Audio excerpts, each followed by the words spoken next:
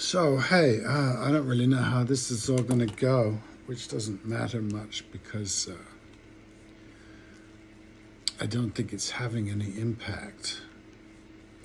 But I'm kind of left with an unraveling and a final, which is really why I started all of this, was to find out, discover why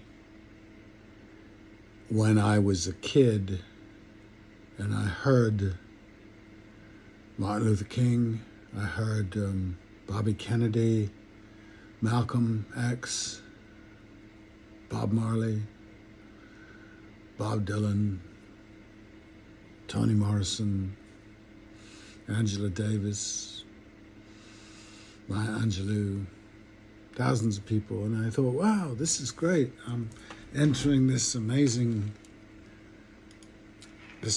human race.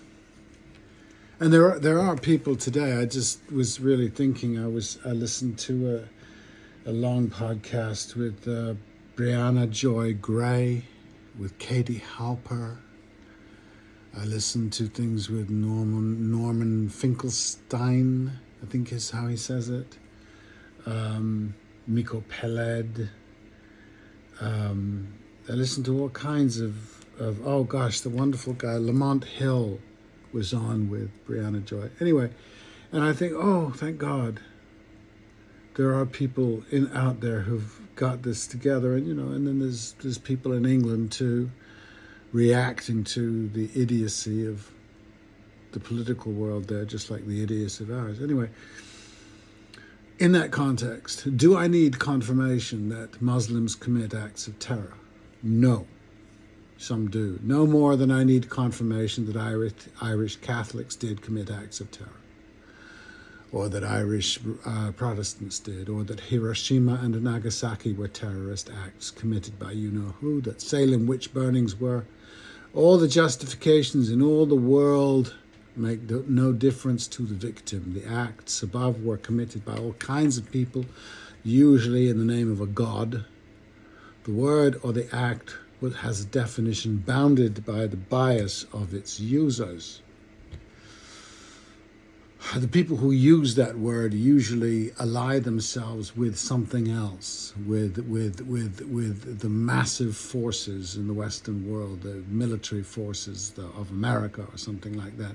And they imagine somehow that community who dropping bombs from drones while sitting in huts in Oklahoma are somehow not terrorists.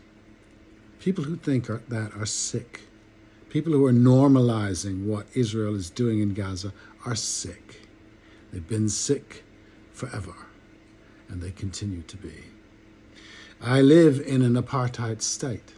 It's just hard to see, and I'm looking. Most of us are not looking. Why? I don't know. Desire for a quiet life. Why are you so angry then? Maybe time to make some noise? Or where are the ancestral peoples of this land I live in? Where are they? They are kept apart. Apartheid. Before 1948, there were few recorded Islamic terrorist events, but the Arab had been othered for centuries by my people. All perfidies were imagined, like systemic rape. Evidence, New York Times, or myth reiteration done so many times before. Outside of violent warfare, which seems to have been conducted by most peoples and sanctioned by most of their respective gods, what is the special category of terrorism that exonerates My Lai massacres or the bombing of Baghdad? 90% of the victims of Islamic terrorism have been Islamic. Like the Inquisition, really, the victims of the Inquisition were various heretic Christians. Acts defined as terrorism have been committed since the Trojan War and before. More recently, several cultures against the Roman Empire.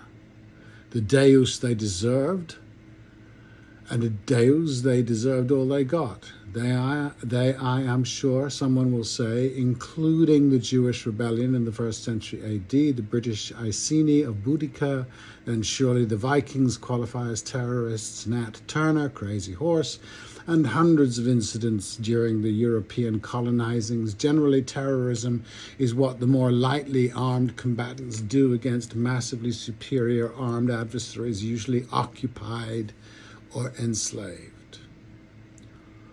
The scare over Iran getting a nuclear weapon is informative. Apparently, the other two monotheistic cultures can be trusted with them. One culture, indeed, invented, developed, and used them. And this culture insists, somehow, they are the only one to be trusted with them. It is impossible to imagine a more stupid conclusion. My own place. My safe place. My own place comes clear. Listening to Glenn Lowry, the conservative, very interesting chap. My own place comes clear. My response to the history and behaviors of my people has only tangentially something to do with his people. He's a black man. Insofar as I can think in those terms, my issues with white European civilization is not that it is criminal to others. It is, and I don't like that. But my major complaint with my own civilization, I'm not suffering guilt. My issue is that it oppresses me. In the sense that I understand oppression along with the rest. I might campaign for Black Lives Matter, but I'm campaigning for myself too.